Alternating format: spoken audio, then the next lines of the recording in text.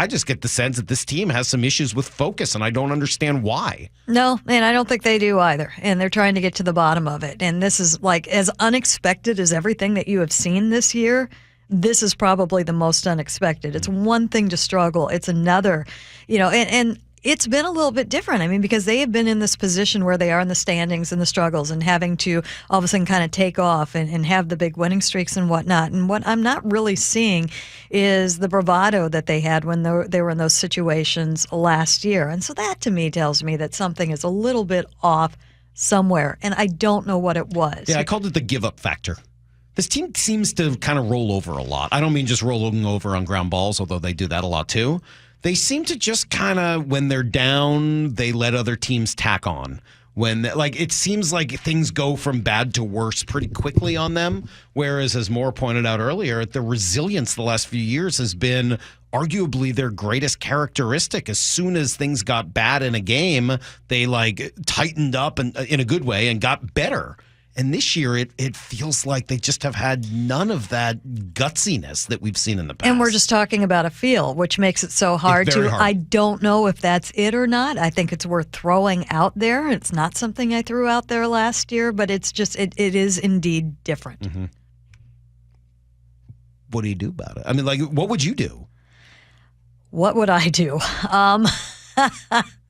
Well, this is, I was dreading coming in because with everything going, I mean, they're all looking at each other going, what do we do? And for me, I'm not sure what I would do. To me, and I hate to bring this up because, again, it's an observation, it's a feel, but it just seems like, and it could be completely the wrong thing, to me, and when they struggled sometimes last year, and I was proven completely wrong because they did come through, sometimes it feels like a little bit of a sense of urgency. And there's like they don't have enough sense balance of urgency. in baseball where you can't press too much and you can't put too much on them. And, people, why aren't they yelling at them? Why aren't they, putting the pressure on them? Why isn't the media asking this question and that question and putting the pressure on them in that way? That usually doesn't help in baseball. That usually takes it the other way because baseball is a sport that you have to play loose to an extent. But at some point, don't you try turning it up a little bit?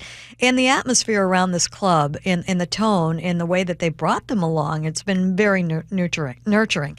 And, this time last year when they were struggling, there was an off day and Scott Service, I thought he was going to go after the players and how they were going to turn things around. Instead, he brought all the coaches in and they had an all-day meeting. And I think it was organizational wide. I think it was, Dipoto and the analysts and everything. What do we do to support these players to get them beyond this?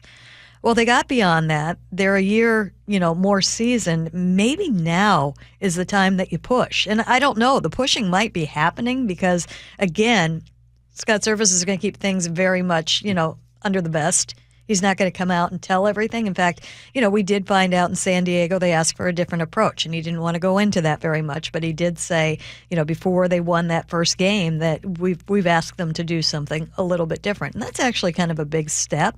But will not go into details. So maybe about what it was that they asked you to do differently. And eventually, it's a little bit more up the middle and a little bit more giving yourself up when you're going up the middle. Don't just try to go up there and be the hero. And that's when you started seeing the better at bats. And we did see one of the two games in San Diego. We also saw them get the starter out earlier, and so that's 3 out of 4, and you're starting to feel good about it. But man, you don't feel good about anything when you have a game like yesterday, every other game. Yeah, right. Where there are these non-competitive games where it's just you're not even really in it. And while I agree, their at-bats have been better over the last, whatever it is, week, close to a week. They've had some better at-bats. They really have in both San Diego and Anaheim.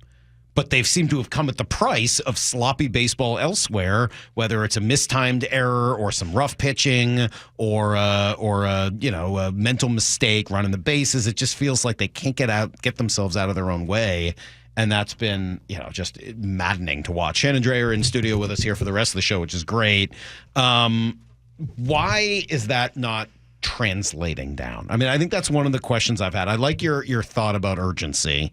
I have no idea if you're right or not, because it could just as easily be the opposite, that the weight of the expectations and they're pressing, and then this is why it ends up sort of in the situation they're in. But I tend, I tend to be more on your wavelength with this, that their leadership is not particularly intense. That's not the style of leaders that they have. Mm-hmm. Mitch Haniger, while he was hurt most of last year and has not done anything in San Francisco, and I'm not bemoaning the loss of Mitch Haniger, there was an intensity there. I'm not saying he was the leader of this team. I don't think that was necessarily the case at all, but he brought a level of intensity that certainly couldn't be ignored. Do they need a little more of that intensity? Possibly. I think back to the third game in Texas, and it was a terrible loss, Awful. which we're doing every other day right now, so they're getting a little bit more accustomed to that. And looking around the clubhouse, and you saw two totally different kind of leadership styles. You had Cal Raleigh in one corner saying, "This is terrible. We didn't do anything right, and if we don't do something quickly, we're going to be in real trouble." And that, I would personally like to hear a little bit more of that. And I felt that way last year too. And we didn't see that, and they did pick it up, and everything was fine. So last year that was kind of an eye opener that maybe that wasn't the right thing, but this is a new year. And in the other corner, you had Ty France, totally different leadership and totally valid too, really giving Bryce Miller and Brian Wu just a lighthearted, hard time about, it's like, hey, you wore the wrong cowboy hat today. You went with the felt and not the straw. And if you went with the straw, then, you would not have given up the home runs you gave up today. And then getting after Brian Wu, just, but it was very lighthearted.